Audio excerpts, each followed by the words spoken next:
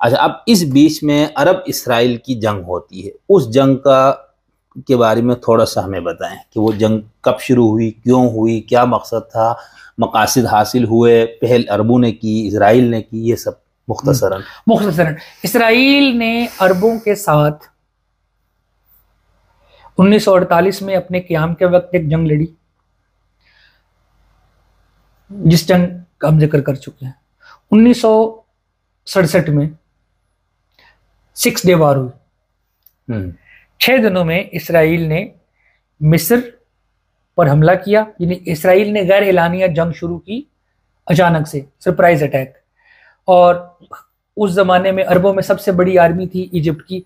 Egypt की air force को जमीन पर खड़े खड़े उन्होंने खत्म कर दिया और मिस्र का आधा मुल्क कब्जे में कर लिया। सहराए सीना सरहद बन गई। शाम पर हमला किया और गोलान की पहाड़ियां शाम से छीन ली। उर्दन पर हमला किया और मगरबी किनारा उर्दन से छीन लिया। इजिप्ट पर हमला किया, ना सिर्फ उनसे सहराए सीना छीना बल्कि गजा छीन लिया।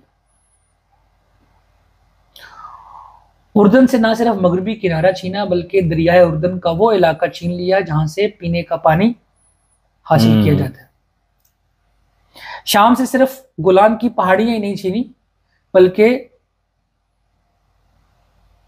माउंट गैलिली पहाड़ी इलाका है वो छीना। डेड सी बहरे मुर्दार वो छीना जो कि दरियाए उर्दन का मंबा है। लबनान से जुनूबी लबनान छीन लिया। सही।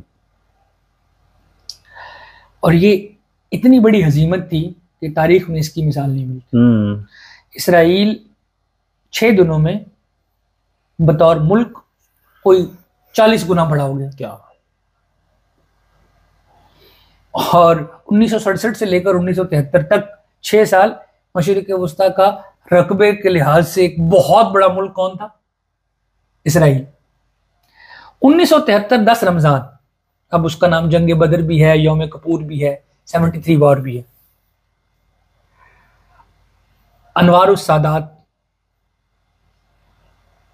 और हाफिजुल असद, इन्होंने ये फैसला किया कि हम एक सरप्राइज अटैक करेंगे। तो यौम कपूर ईद का दिन है, हफ्ते के दिन इन्होंने हमला किया और मिस्र ने उस जंग में सहराए सीना वापस ले लिया। सही। शाम गोलान की पहाड़ियां वापस नहीं ले सका। उर्दन ने उस जंग में किसका साथ दिया? इसराइल का। उर्दन के बादशाह शाह हुसैन जो थे वो हेलीकॉप्टर पे बैठे और जाकर के लैंड किया तेल अवीव में। सीधा जाकर मिले किससे? उनकी जो प्राइम मिनिस्टर थी, उसका नाम दिमाग से स्किप हो गया, खातून गोल्डा मेयर, आयरन लेडी गोल्डा मेयर, उनसे मिले और उनको बताया कि ये इनका मंसूबा है, ये वो ये सब कुछ कर रहे हैं। और एरियल शेरोन उस जंग में बड़ा बहादुरी से लड़ा, जो अभी 2005-6 तक इजराइल के प्राइम मिनिस्टर थे। और इस जंग का नतीजा ये निकला कि उर्दन ने मगरबी किनारे से अपनी सॉवरेनिटी हटा ली और कहा कि हम ये मुस्तकबिल की फ़लस्तीनी रियासत के लिए ये इलाका अपना छोड़ देते हैं। इलाका उर्दन का है, रहते फ़लस्तीनी हैं। क्यों?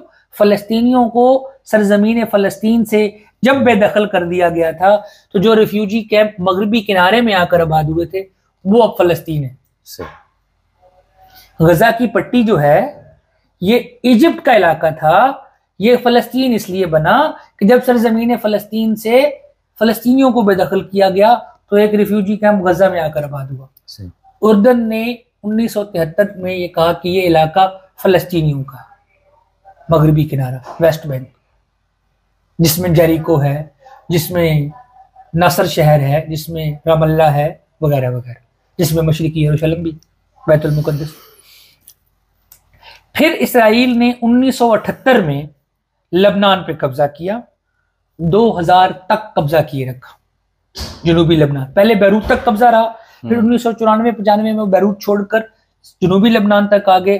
फिर सन 2000 में जनूबी लबनान से भी पीछे हट गए। अब जनूबी लबनान में शेबा फार्म्स एक इलाका है, जिस इलाके पर, जो इलाका है लबनान का, मगर उस पर इसराइल का कब्जा है। ठीक, तो अभी तक भी लबनान के इलाके पर इसराइल का कब्जा है, इसीलिए हिजबुल्लाह मौजूद है। इसराइल ने एक ही जंग अब तक हारी है, जो 34 दिन की जंग कहलाती है, 34 डेज वार 2006 में। ये जंग इस तरह हुई थी कि जुलाई की कोई तारीख थी, सबसे तवील अरसे तक फलस्तीन की जेल में मौजूद थे, उनका नाम था इमाद मुगन्निया।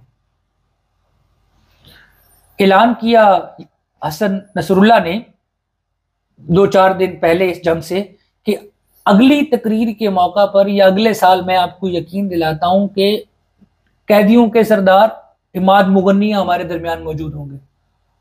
लोगों ने कहा बड़ी अच्छी बात है। तो अब इमाद मुगन्निया को इसराइल से रिहा करवाने का तरीका यह है कि आप एक इसराइली फौजी को पकड़े, मुज़ाकरात करें, इसराइली फौजी वापस करें, इमाद मुगन्निया ले। ये गेम है और ये इसी तरह चल रहा है। इसराइल अभी हालिया जंग के दौरान इसराइल ने 25,000 फलस्तीनियों को अपने पास रख लिया।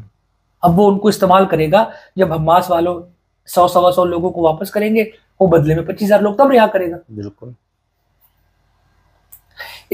हिजबुल्लाह ने हमला किया, उनके 2 फौजी मार दिए, 2 फौजी पकड़ के ले आए। यहूद अल-मरूद थे उस जमाने में उनके प्राइम मिनिस्टर, उन्होंने बजाय मुज़ाकरात करने के लेबनान पर हमला करने का ऑर्डर दे दिया। उस जंग के ऊपर मैं कहूंगा देखने वालों को, जर्नी मैन के नाम से एक यूट्यूब चैनल है ऑस्ट्रेलिया का, और उनके जो कॉरेस्पॉन्डेंट्स हैं वो इतने बहादुर थे कि उन्होंने 1991 में भी जाकर गजा के अंदर से डॉक्यूमेंट्री बनाई। 2001, 2, 3, 4, 5 कोई 49 के लगभग डॉक्यूमेंट्रियां हैं, छोटे छोटे 20 मिनट, 30 मिनट, 40 मिनट की, गजा के अंदर की। जरूर देखें, आप देखें कि हमास लोगों में कैसे है। और ये आप इंडिपेंडेंट निगाह से इसलिए देखना जरूरी है कि या तो आप इसराइली सपोर्टर है या आप फलस्तीनी सपोर्टर हैं। कोई ऐसी निगाह से देखें जो इसराइली फलस्तीन की सपोर्टर नहीं, चीजों को मेरिट पर देखती है। इसराइल ने सन 2000 में एक अमरीकी सहाफी कत्ल की बिल्डोजर के नीचे देकर। वो बिल्डोजर के सामने खड़ी थी कि ये तुम किसी गरीब का मकान गिरा रहे हो, और इसराइली फौजी ने वो बिल्डोजर उसके ऊपर चढ़ा दिया, उसको उसके वजूद को ही कुचल डाला। अगले चंद महीनों के बाद इन्हीं गजा के मकान गिराए जा रहे थे, तो इंटरनेशनल मूवमेंट के लोग आते थे बरतानिया अमेरिका से। तो एक ब्रिटिश स्टूडेंट आया हुआ था किसी यूनिवर्सिटी का, उसने उसको कहा कि भाई रोको, तुम किसी का घर गिरा रहे हो। उसने वो बिल्डोजर के अंदर से पिस्टल निकाल के, बंदूक की गोली निकाल कर सर में गोली मार दी। फिर चंद महीने के बाद एक बरतानवी सहाफी रोकने गया किसी इसराइली को, उसने उसको, मतलब शेरीन अबू आकला को अभी पिछले साल 2 साल पहले कत्ल किया है अमेरिकी सहाफी, अमेरिकन फलस्तीनी सहाफी। She was Christian. पहले उसको कत्ल किया, फिर उसके जनाजे में नहीं पढ़ने दिया, फिर उसका ताबूत लेकर जा रहे थे, उसके ताबूत को लोगों से छीन कर जमीन पर गिराया, उसके ताबूत पर लाते मारी। और ये तस्वीरें पिछले साल तक की मौजूद है। अभी 4 दिन पहले गजा के अल जजीरा के 2 सहाफी कत्ल किए। पिछले 10 महीने में 200 से ज्यादा फलस्तीनी सहाफी टारगेट करके मारे जा चुके हैं। तो 2006 वाली जंग 34 दिनों में इसराइल ना तो वो 2 लोग रिहा करवा सका, और ना लबनान पे कब्जा कर सका, ना जनूबी लबनान पे कब्जा कर सका, ना जनूबी लबनान में दाखिल भी हो सका। इस दौरान 150 इसराइली फौजी मारे गए, कोई 100-125 इसराइली शहरी मारे गए, 1500 के लगभग लबनानी शहरी मारे गए, और लबनान का आधा इंफ्रास्ट्रक्चर इसराइल ने तबाह कर दिया। ये वो वाहिद जंग है जिस जंग के बाद हिजबुल्लाह पॉपुलर हुई थी, और ये लोगों को एहसास हुआ था कि इसराइली फौज को जंग में शिकस्त दी जा सकती है। पहले इसराइल को हैरान किया हिजबुल्लाह ने 2006 में, और अब इसराइल को हैरान किया हमास ने 7 अक्टूबर 2023 को। अब हम बात करेंगे 7 अक्टूबर 2023 के बाद से लेकर अब तक के 10 महीने। ठीक, लेकिन इसमें मैं सिर्फ आपसे एक मुख्तसरन आप बताएं कि उस वक्त इतने अरब ममालिक ने मिलकर किया और बुरी शिकस्त खाई, ठीक है ना। और उस वक्त इसराइल आज के, यानी जब हिजबुल्लाह 2006 वाले, उससे पहले वाले इसराइल कमजोर होगा, 2006 तक आते हुए इसराइल बहुत ज्यादा ताकतवर, ठीक। तो ये कोई ड्रामा तो नहीं है हिजबुल्लाह, जो कुछ लोगों का ख्याल है कि ये उन्हीं के ये जो वहाँ पर कोई साजिशी कोई चक्कर हो कि इतने बड़े बड़े ममालिक को तो शिकस्त दे दो, और ये एक जिहादी तंजीम है जिसकी कोई रियासत उसकी पुष्ट पे वहाँ की नहीं है, वो मतलब कोई रेगुलर फौज नहीं है। तो क्या ये कोई जज्बा जिहाद है, कोई खुदा की मदद उनके साथ थी, क्या चक्कर था ये? इसराइल ने जितनी भी जंगें जीती हैं शमसुद्दीन, वो दिलचस्पी की बात यह है कि वो असले और टेक्नोलॉजिकल एडवांसमेंट की बुनियाद पर जीती जी। जो कोई ये समझता है कि इसराइल से लड़ने का मतलब 50 लाख यहूदियों से लड़ना है जो दुनिया भर से इकट्ठे होकर इसराइल में आकर फलस्तीन में आकर काबिज हो गए, तो वो गलतफहमी का शिकार है। सही है। इसराइल से लड़ने का मतलब ये है आप अमेरिका से जंग लड़ रहे हैं। नहीं तो पहले इतने अरब ममालिक ने लड़ लिया ना, देख लिया। मैं आप ही के सवाल की वजाहत कर रहा हूं ना। अमेरिका वियतनाम की अगर लड़ाई हम देखें तो वो अमेरिका आज तक कोई जमीनी जंग नहीं जीता। अमेरिका जंग जीतता है तब जब अमेरिकी जहाज जिस इलाके पर कब्जा करना हो वहां बमबारी कर कर कर करके उसे आतिश जहन्नुम बना देते हैं, तब अमेरिकी फौजी जाते हैं वहां जाकर अपना डका। ठीक है, बिल्कुल सही जंग है, सही। इन टेक्नोलॉजिकल एडवांसमेंट, ठीक है। 48 की जंग हो, 67 की जंग हो, 73 की जंग हो, ये जंगें इसराइल इसलिए जीता था कि इसराइल आगे बढ़ करके पहले उनके असले के डिपो, उनके जहाज, उनके टैंक सब तबाह कर देता था। 2006 की जंग इसराइल इसलिए हारा था कि लबनान एक पहाड़ी इलाका है, वहां जो लोग हिजबुल्लाह के लड़ने वाले हैं वो वहां के मकामी हैं। सही है। उन मकामियों ने खुदकुश हमले करके इसराइल को सन 2000 में लबनान से निकाल बाहर किया था। 1988 में 87 में हिजबुल्लाह जब कायम हुई थी तो उसने अपने क़याम के बाद अमेरिकन फौजियों के अड्डे पर खुदकुश हमला किया तो 100-125 अमेरिकी फौजी मारे गए। फिर उन्होंने अमेरिकी कॉन्सुलेट पर हमला किया। रियान सी क्रोकर अमेरिका के सफीर होते थे उस जमाने में, वो पाकिस्तान में भी रहे, वो ही बयान करते हैं सैकड़ों लोग उस हमले में मारे गए। फिर उन्होंने फ्रांस की फौजों पर हमला किया, सैकड़ों लोग उस हमले में मारे गए। अमेरिका और फ्रांस की फौजें लबनान में रुकी नहीं, चली गई छोड़कर। फिर 78 से लेकर 2000 तक कितने 22 साल इसराइल पर हिजबुल्लाह ने खुदकुश हमले किए, उनको नुकसान पहुंचाया, उनको वहां से निकाला। 2006 में हिजबुल्लाह ने, वो जर्नी मैन की डॉक्यूमेंट्री देखिएगा, 1 घंटे की, एक इसराइली फौजी आईडीएफ ने अपने ऊपर कैमरा लगाया और 2006 वाली जंग उसने लड़ी है और वो 1 घंटे की डॉक्यूमेंट्री देखने वाली है, वो एक्चुअल बैटल की है। उसमें इसराइली इसलिए मारे जा रहे थे और इसलिए शिकस्त खा रहे थे कि इसराइली फौज टेक्नोलॉजिकल डिस्टेंस नहीं है। जनूबी लबनान और शुमाली इसराइल के बीच में फासला नहीं है, ठीक है, यानी चंद 100 मीटर के फासले पर दोनों, तो आप जहाज से बम मारेंगे तो मारेंगे, लेकिन कहीं ना कहीं तो आपको ग्राउंड में लोग भेजने हैं ना।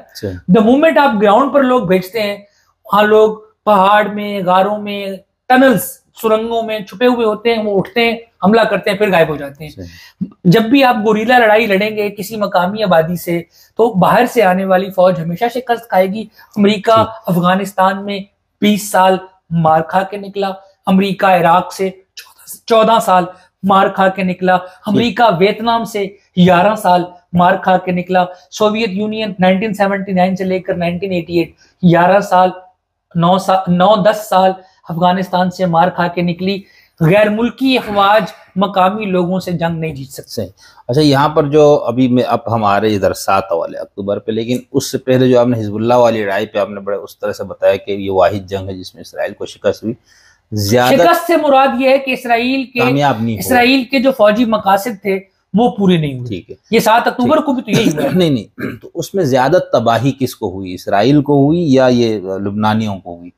उस जंग में तबाह ज्यादा, बर्बाद ज्यादा कौन, नुकसान ज्यादा किसका हुआ? लबनानी रियासत। बस।